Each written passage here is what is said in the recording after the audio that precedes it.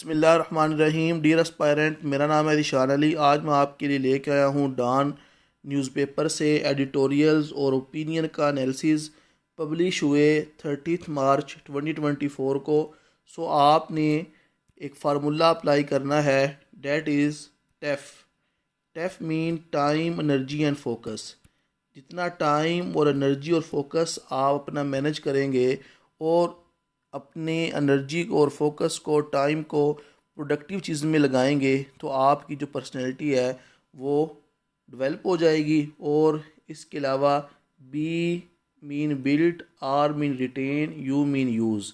तो आप क्या करें जी, बिल्ट करें, रिटेन करें, यूज़ करें डेली बेस पे वोकैबलरी के वर्ड्स, और अपना जो डाटा है उसको बिल्ट करें, इंफॉर्मेशन कलेक्ट करें, और उसके अलावा जो नॉलेज आप हासिल करें उसको आपने पाक अफेयर, करंट अफेयर, ऐसे राइटिंग, आर्गूमेंट बिल्डिंग और क्रिटिकल जो थिंकिंग है उसको डेवलप करने में आपने क्या करना है जी, यूज़ करना है उस डाटा को, उस इंफॉर्मेशन को, उस नॉलेज को जो आप डॉन न्यूज़पेपर को अंडरस्टैंड करके इसमें जो ओपिनियन है, जो एडिटोरियल है, उसमें फैक्ट्स एंड फिगर लेके आप ये सारे काम कर सकते हैं। तो ये ओपिनियन है। कायदे आज़म यूनिवर्सिटी जो है ये यूनिवर्सिटी है कि जेल है, dash the hope, hike in power rates, waste not want not, ये एडिटोरियल है। सस्टेनेबल ऑफ डिजिटल ट्रेड, ये थे जी 30 मार्च 2024 के ओपिनियन और एडिटोरियल। सबसे पहले हम डिस्कस करेंगे ओपिनियन। कायदे आज़म यूनिवर्सिटी जो है वो यूनिवर्सिटी है कि जेल है, ये लिखा है परवेज़ हुडबॉय ने। ये शक्ल में आपको नज़र आ रहे हैं परवेज़ हुडबॉय। ये पढ़ाते हैं फ़िज़िक्स कायदे आज़म यूनिवर्सिटी के अंदर, साथ साथ ये इंटेलेक्चुअल हैं। डॉन के अंदर बड़ा अच्छा ये ओपिनियन देते हैं, एडिटोरियल लिखते हैं, और उसके अलावा ये बहुत ज़्यादा जो इंटेलेक्चुअल बातें करते हैं, एक लिबरल हैं। तो क्या कहते हैं कि कायदे आज़म यूनिवर्सिटी जो है, आप जानते हैं पाकिस्तान में ये एक मानी जाने वाली और बड़ी जो है यूनिवर्सिटी समझी जाती है। तो क्या कहते हैं परवेज़ हुडबॉय, यूनिवर्सिटीज़ जो पूरी दुनिया के अंदर है ना, वो सोशल चेंज का हब है। सोशल चेंज जिसमें मुआशरा चेंज हो जाए, उसमें वेलफेयरनेस जो है वो बढ़ जाए, उसमें जो है वो राइट्स आ जाए, जस्टिस आ जाए। और उसके अलावा जो यूनिवर्सिटीज़ हैं वो लर्निंग को फोस्टरिंग करती हैं, बढ़ा देती हैं। और अगर आप यूनिवर्सिटीज़ की एस्थेटिक जो है उसका ध्यान रखेंगे तो एनवायरनमेंट प्लीजिंग, एनवायरनमेंट खुशगवार हो जाएगा, और जो एकेडमिक गोल्स आप अचीव करना चाहते हैं वो आप अचीव कर पाएंगे। ठीक है। तो इसके अंदर जो हैं वो हुड बॉय कहते हैं कि कायदे आज़म यूनिवर्सिटी पहले अपनी ब्यूटी और लाइवलीनेस से जानी जाती थी। तो इसमें वो कहता है कि मैं जब आया था एज अ लेक्चरर कायदे आज़म यूनिवर्सिटी में, तो यहाँ पे बहुत खूबसूरती थी। ठीक है, आबशार नज़र आती थी, और उसके अलावा जो है बिल्डिंग भी और इंफ्रास्ट्रक्चर भी बड़ा ज़बरदस्त था। लेकिन आहिस्ता आहिस्ता जो है यूनिवर्सिटी ट्रांसफ़र हो गई है फोर्ट्रेस लाइक इंस्टीट्यूशन। फोर्ट्रेस होता है सिक्योरिटी वाले जिनमें बार्ड्स लग जाएं। कहते हैं अब कायदे आज़म यूनिवर्सिटी में जाएं तो ऐसे लगता है कि यहाँ पे सिक्योरिटी थ्रेट्स हैं, मार्क्ड बाय हाई वॉल्स, दीवारें बड़ी बड़ी बन गई हैं, सिक्योरिटी मैयर ले ली गई हैं, चेक पोस्ट बन गई हैं, सीसीटीवी जो है वो कैमरा लगे हुए हैं। ठीक है। तो ये कह रहा है कि अब वो जो माहौल था ना प्लीजिंग, जो पहले एस्थेटिक वाला था, अब वो नहीं रहा। और एस्थेटिक माहौल हो ना यूनिवर्सिटीज़ का, पौधे हों और उसके अलावा आर्ट वर्क हो, तो वो जो है वो ज़्यादा फोस्टरिंग कर देता है किसको, एकेडमिक एक्टिविटीज़ को। क्या कहता है जी writer, drastic increase in security measure. कहता है कि पाकिस्तान जो है इसमें सिक्योरिटी का एक बहुत बड़ा इशू रहा है। और वार एंड टेरर के बाद, जो 9/11 के बाद मुशर्रफ जो है, उसके बाद आपको पता है पाकिस्तान में जो है ना एक मिलिटेंट जो अटैक थे, दहशत गर्दी जो है बढ़ती नज़र आई। और उसके अलावा बहुत से जो सूबे थे उनके अंदर फिर हमें सिक्योरिटी मैयर लेना पड़ी। कहता है कि ड्रास्टिक जो इंक्रीज था सिक्योरिटी मैयर में starkly with the university peaceful history. लेकिन कहता है जब यहाँ पे पाकिस्तान में दहशत गर्दी आई, तब भी जो इस्लामाबाद है या इधर उधर जो पाकिस्तान के मेन सूबे हैं ना, वहाँ पे हमें ये अटैक देखने को मिले, लेकिन यूनिवर्सिटी जो है कायद अज़म ये सेफ़ रही, यहाँ पे कोई ऐसा इशू नहीं हुआ। Where there were no incident of terrorism in campus, और हमारे कैंपस में कोई दहशत गर्दी का वाक़या तब भी नहीं हुआ था जब दहशत गर्दी पाकिस्तान में बहुत ज़्यादा बढ़ गई थी। तो क्या कहता है जी Parvez Hoodbhoy, the construction of extensive wall, ये जो हमने बड़ी बड़ी दीवारें बनाई हैं ना, इसमें जी जो पावरफुल प्रोफेसर हैं और जो कंट्रैक्टर हैं उन्होंने ये इसलिए बनाई हैं, वो कहता है कि वो एक तो उन्होंने पैसे खाए होंगे, और उसके अलावा जी इन्होंने इसलिए बनाई हैं not to protect against external threat. कहता है कि इन्होंने कोई जो बाहर के थ्रेट्स हैं ना सिक्योरिटी के, उसके लिए बड़ी बड़ी दीवारें नहीं बनाई इन्होंने। एक तो इसमें पावरफुल जो प्रोफेसर है उन्होंने पैसा खाया है, और उसके अलावा कहता है कि इन्होंने ना इंक्रोचमेंट और जो पॉलिटिकल करप्शन है ना उससे बचने के लिए ये बड़ी बड़ी दीवारें बनाई हैं। ठीक है, अब ये जो हमारे पास पॉलिटिकल इंक्रोचमेंट, परवेज़ हुडबॉय कहता है कि ये जो बड़ी बड़ी दीवारें कायद अज़म यूनिवर्सिटी में बनाई हैं ये थ्रेट से बचने के लिए नहीं बनाई, बल्कि जो पॉलिटिकल करप्शन है ना, ये इंक्रोचमेंट होता है कि कब्ज़ा कर लेना सरकारी ज़मीन पे।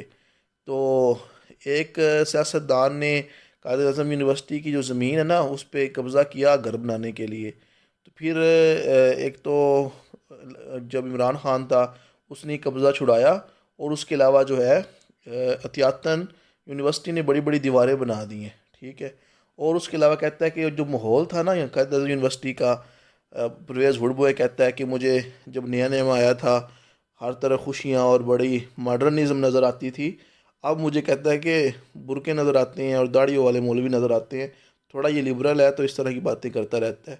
दिस ट्रेंड ऑफ सिक्योरिटीजेशन, मतलब ये सिक्योरिटी नज़र आ रही है ना हमें, is not limited to Quaid Azam university. कहता है सिर्फ कायद अज़म यूनिवर्सिटी में हमें ये सिक्योरिटीजेशन नज़र नहीं आ रही कि सिक्योरिटी इतनी बढ़ गई है, बल्कि जो दूसरी यूनिवर्सिटी है ना पाकिस्तान के अंदर, उनके अंदर भी काफ़ी जो है ये सिक्योरिटी जो एक्शंस हैं वो हमें नज़र आते हैं। Reflecting of broader societal shift toward of fortress mentality, जो कि एक रिफ्लेक्ट करता है, एक शिफ्ट है हमारा, फोर्ट्रेस मेंटेलिटी होता है सिक्योरिटी वाली, मतलब जो हमें हमारी जो मेंटेलिटी है वो अब ज़्यादातर सिक्योरिटी को लेके ज़्यादा हम कॉन्शियस हैं। ठीक है, कि हम बिहेवियर ऑब्ज़र्व करते हैं जेंडर का, जिस तरह आपको पता है जो इशू आते हैं यूनिवर्सिटीज़ के अंदर। The conflicting approach to university education, और ये जो पाकिस्तान की यूनिवर्सिटी की एजुकेशन है ना उसकी तरफ क्या है जी, एक कन्फ्लिक्टिंग अप्रोच है। ठीक है, मेन जो वजह होती है ना जी यूनिवर्सिटीज़ की, वो होती है क्रिटिकल थिंकिंग को क्या करना, फोस्टर करना, इन्हेंस करना, चीज़ों को एवेल्यूएट करना, चीज़ों को जज करना। ठीक है, तो ये फैक्ट्स जो है उसकी बेस पे डिसीजन करना, ये जो है प्रायोरिटी होती है यूनिवर्सिटी की। लेकिन पाकिस्तान की जो एजुकेशन की तरफ जो अप्रोच है यूनिवर्सिटीज़ की वो हमेशा कन्फ्लिक्टिंग है। हमारी जो यूनिवर्सिटीज़ हैं वो ओबीडियंस को प्रमोट कर रही हैं, रट्टा सिस्टम को प्रमोट करती हैं, कन्फर्मिटी को प्रमोट करती हैं, लेकिन जो मॉडर्न यूनिवर्सिटी हैं वो क्रिटिकल थिंकिंग को, इंडिविजुअलिटी को, और जो है जो कहती है ना कि ओपननेस टू स्पीच और फ्रीडम, इसकी वो बातें करती हैं modern university. Highlight a deep disconnect between modern ideals and traditional authoritarianism in Pakistan society. तो हाईलाइट कर रहा है परवेज़ हुडबॉय कि हमारी यूनिवर्सिटी और जो मॉडर्न यूनिवर्सिटी है इनके दरमियान क्या है जी, बहुत ज़्यादा एक आइडियाज़ का फ़र्क है। जो पाकिस्तान की जो सोसाइटी है इसमें हमें अथॉरिटेरियनिज़म मतलब अथॉरिटी हो जो हुक्म है वो मानने पड़ते हैं और ओबीडियंट लोग पैदा हो रहे हैं। जबकि जो मॉडर्न यूनिवर्सिटी हैं वहाँ पे जी डीप थिंकर, इंडिविजुअलिटी को मेंटेन करने वाले और जो फ्री स्पीच देते हैं, फ्रीडम की हामी हैं, वो लोग पैदा हो रहे हैं।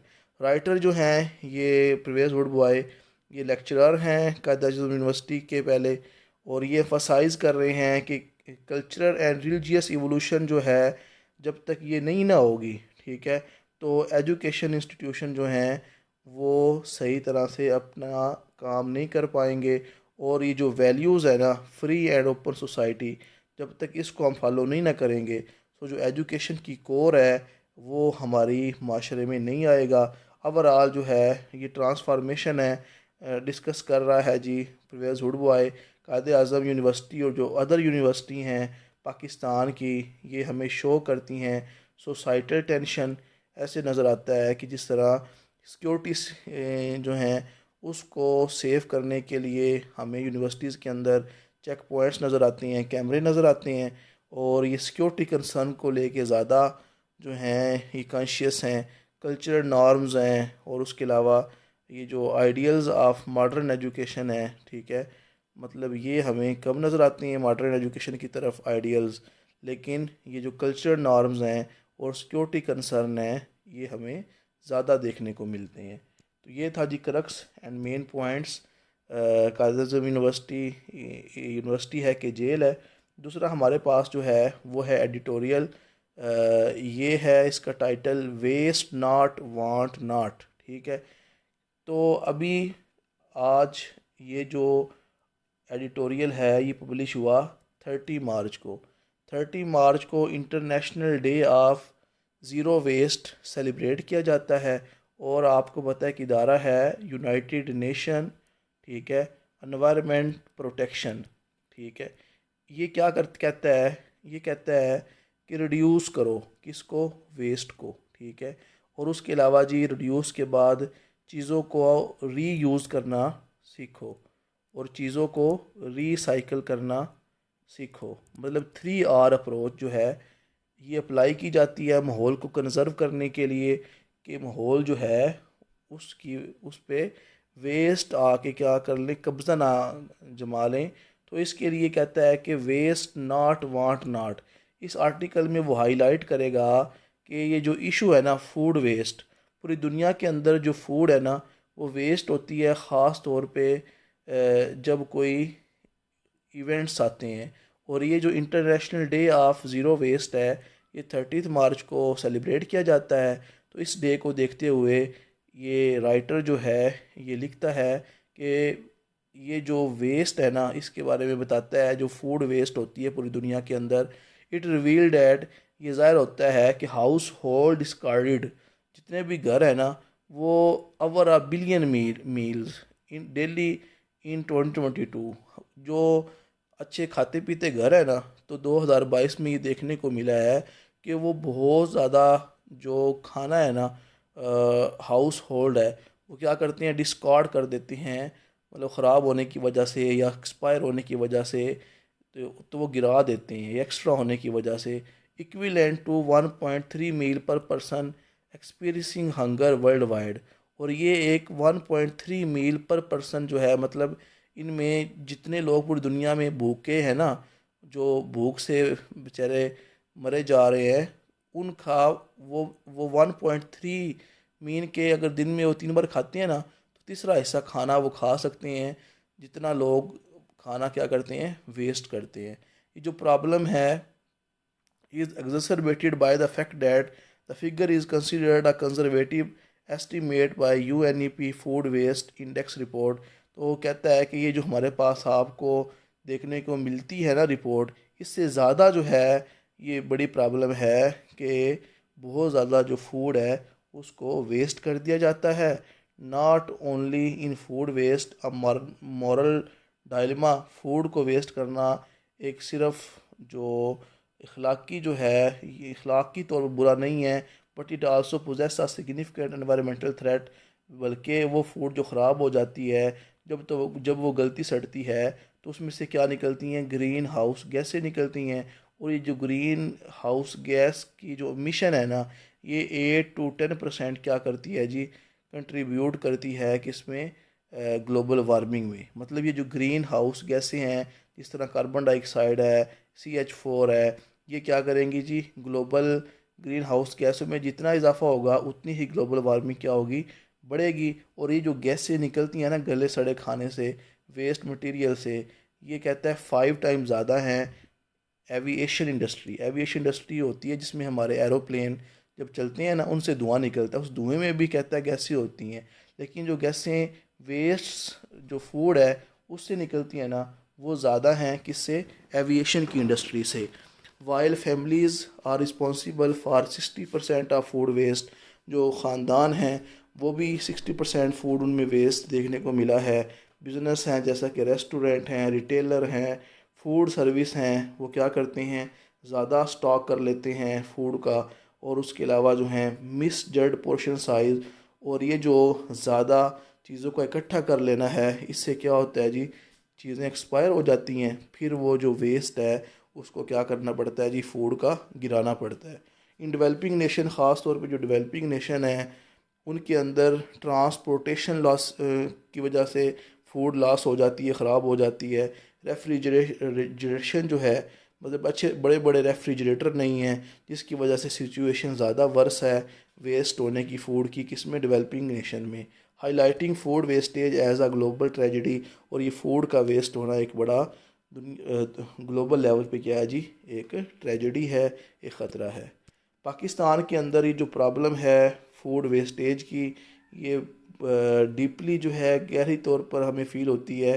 ख़ास तौर पे जो हमारी कल्चरल वैल्यूज़ है ना, वो इस पे ज़ोर देती हैं कि फ़ूड को वेस्ट ना किया जाए। लेकिन फिर भी जो लेविश इवेंट्स हैं, जिस तरह वेडिंग्स हैं और ईटर जो बिज़नेस हैं, उनमें हमें फूड जो है वो वेस्टेज, तो ये बड़ी बड़ी जो हमारी शादियाँ हैं और जो हम दावतें करते हैं, इस पे हम क्या करते हैं जी, फूड वेस्ट करते हैं।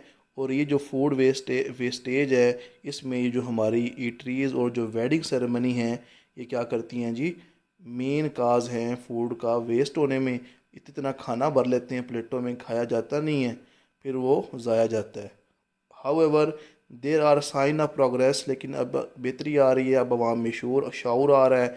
और ख़ास तौर पे जो जापान और यूके है ना, उन्होंने फूड वेस्टेज को रिड्यूस कर दिया है। उसके लिए उन्होंने पॉलिसी बना दी हैं, और उन्होंने public private partnership, PPP, public private partnership के ज़रिए उन्होंने फूड वेस्टेज को कम कर दिया है। तो पाकिस्तान को भी इनसे सीखना चाहिए।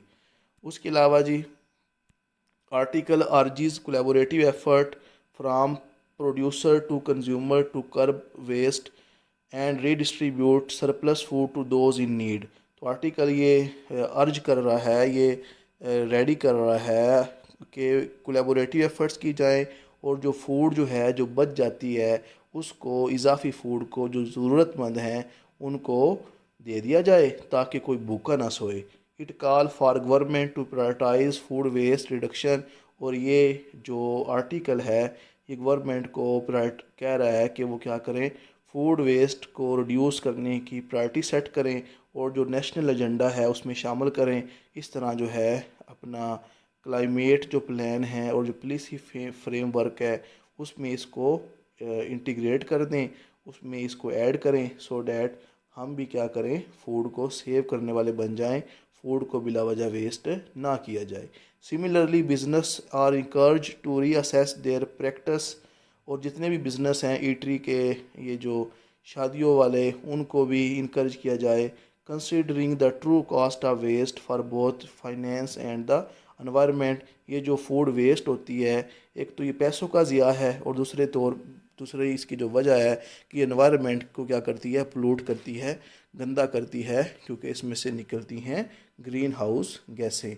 इंडिविजुअल्स आर आल्सो अर्ज्ड, इंडिविजुअलों को भी, जो इंडिविजुअल्स हैं उनको भी अर्ज किया जाए, उनको भी तैयार किया जाए कि वो क्या करें, माइंडफुल कंजप्शन हैबिट्स जो हैं, कि वो खाना जो हैं, जितना खाना है उतना कंज्यूम करें, और इस तरह जो वेस्ट है, जो जहाँ तक हो सकता है उसको क्या किया जाए, फूड वेस्टेज को मिनिमाइज़ किया जाए, कम किया जाए। लास्ट में जी हम ओपिनियन डिस्कस करेंगे, वार, आर्ट एंड ट्रुथ। तो ये हमारे पास बड़ा खूबसूरत ओपिनियन है। इसमें क्या कहती है राइटर, इन टाइम आफ्टर मोइल, जब ख़राबियाँ पैदा होती हैं माशरे में, अंधेरा आ जाता है, जंगें होती हैं, तो ये क्वेश्चन अराइज होता है कि what role does art and literature play in sustaining humanity. जो लिटरेचर और आर्ट है, ये किस तरह एक सोसाइटी को सस्टेन करने में एक अहम रोल अदा करता है। पूरी दुनिया साइंस के गिर्द घूमती है, स्पिरिचुअलिटी के गिर्द घूमती है, आर्ट के गिर्द घूमती है, फ़िलासफ़ी के गिर्द घूमती है और साइकोलॉजी के गिर्द घूमती है और उसके अलावा लॉ के गिर्द घूमती है।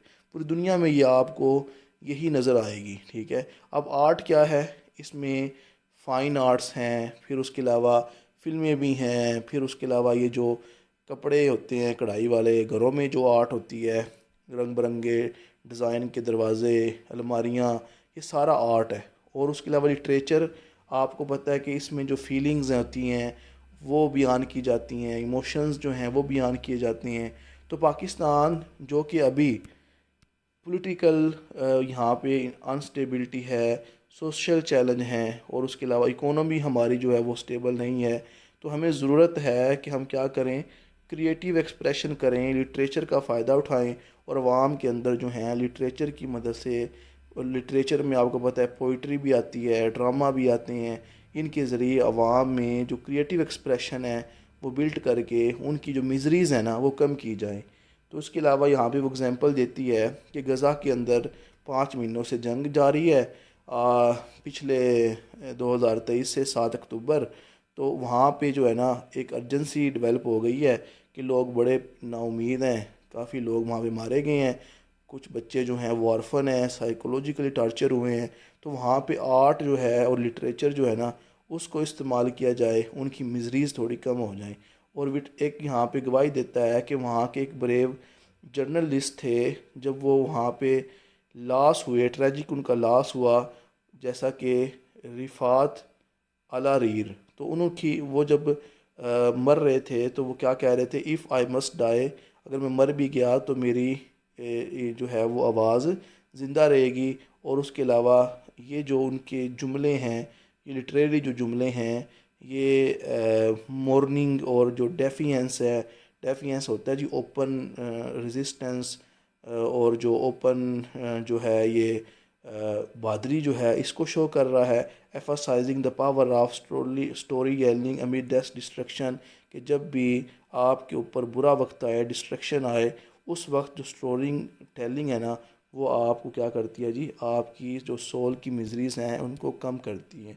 पाकिस्तान के अंदर जो आर्टिस्ट है ना, in the wars are not mere pastimes but act of resistance. कहता है जो आर्टिस्ट वर्क है ना पाकिस्तान के अंदर, ये कोई पेस्टी मिस्ट काम नहीं है कोई, बल्कि ये एक ऐसा एक्ट है जिससे मुआशरे में क्या पैदा होती है, रेजिस्टेंस पैदा होती है। रेजिस्टेंस का मतलब होता है come back after heavy challenge in your life. अगर आपकी ज़िंदगी में मुश्किल वक्त आता है और आप दोबारा जो हैं नॉर्मल हो जाते हैं, तो इसका मतलब है आपके अंदर रेजिस्टेंस ज़्यादा है। तो एग्जांपल देता है कि जो राइटर है ना फैज़ अहमद फैज़, फमीदा रियाज जो हैं, इन्होंने ओप्रेशन को झीला, ठीक है। मतलब फैज़ अहमद फैज़ जो हैं ये बात करते थे डेमोक्रेसी की। फमीदा रियाज जो हैं ये ज़िया उल हक के दौर में जो है ना ये जुल्म की और उसके अलावा डेमोक्रेसी की बात करती थी। तो इन पे ऑपरेशन हुआ, जुल्म हुआ, लेकिन इनका जो वर्क है ना वो इमोर्टल हो गया है। अभी भी इनको याद किया जाता है इनके काम को, और जो इनकी डेफिएंस है, मतलब जो इनकी बहादुरी है और जो इनकी ओपननेस थी रेजिस्टेंट करने की जुल्म के अगेंस्ट, वो हमें क्या करती है, इंस्पायर करती है। लिटरेचर इस तरह जो है इंडिया के अंदर भी है, ठीक है। वापसी सीधा ये सिधावा जो हैं ये भी क्या करते हैं जी, ये भी एम्पैथी और अंडरस्टैंडिंग जो है उसको इन्हेंस करते हैं। नेशनल ड्रामा की जो हिस्ट्री है उसको ये जो लिटरेरी डिवाइसेस होती हैं ये क्या करती हैं जी, कम करने में और रेजिस्टेंस पैदा करने में क्या करती हैं, हेल्पफुल साबित होती हैं। इसी तरह और वो एग्जांपल देगा कि तमीना अनम जो हैं ये भी एक अच्छी लिटरेरी पर्सन हैं। इन्होंने क्या किया है, पाकिस्तान को अंदर जो हैं वो एम्पथाइसाइज किया है अपनी लिटरेरी वर्क के ज़रिए, और वो जो लोग जो सफ़र हुए हैं वो इससे क्या करते हैं जी, फ़ायदा उठाते हैं। इसी तरह इंटरनेशनल लेवल पे जो हैं जो राइटर्स हैं वो भी क्या करते हैं जी, वो इसी तरह का काम करते हैं, और पाकिस्तान की जो स्ट्रगल है और जो ग्लोबल अंडरस्टैंडिंग है उसको भी बढ़ाया जा सकता है अगर हम लिटरेचर और आर्ट का इस्तेमाल करें, ठीक है। Writer overwhelmed bye historical tragedy. तो राइटर जो है इसमें वो हिस्टोरिकल ट्रेजेडी से ओवरवेल्म्ड है। वो सोलेस होता है जी, सुकून और कैथारसिस करती है अपने क्राफ्ट के ज़रिए, अपनी लिटरेचर की लिखाई के ज़रिए, और पीपल्स की जो हिस्ट्री है जो और जो नरेटिव हैं उनको इस तरह बयान करती हैं ताकि उनकी मिजरीज़ कम हो जाएं। एज़ वार एंड, जब वार एंड होती है ना, राइटिंग बिकम असेंशल। जो राइटिंग होती है लिटरेचर की वो ज़रूरी होती है ताकि सोसाइटी में हीलिंग आ जाए और दोबारा सोसाइटी क्या हो जाए, बिल्ड हो जाए। पाकिस्तान और इसके इसके beyond, art is not just a luxury. Art luxury नहीं है बल्कि ये क्या है जी, very soul of resilience against adversity. बल्कि ये हमारी जो सोल है, हमारा जो स्पिरिट है उसमें रेजिस्टेंस पैदा करती है और हम एडवर्सिटी जो है, सख्त तरीन जो माहौल होता है उसको बर्दाश्त करने के भी काबिल हो जाते हैं। ये था जी मेन पॉइंट्स। मैंने दो ओपिनियन डिस्कस की, एक मैंने एडिटोरियल डिस्कस किया। तो थोड़ा आजकल रमज़ान की वजह से टाइम डिस्टर्ब है। इंशाल्लाह जैसे ही मैं इजी होता हूँ तो फिर मैं और जो एडिटोरियल हैं और जो ओपिनियन हैं वो ऐड करूँगा और मज़ीद जो अपना लेक्चर है उसको मैं बेहतर करूँगा। तो उम्मीद करता हूँ ये आपके लिए यूज़फुल रहेगी वीडियो। चैनल को सब्सक्राइब कीजिएगा, दुआओं में याद रखिएगा। मिलते हैं नेक्स्ट वीडियो में। अल्लाह हाफिज़।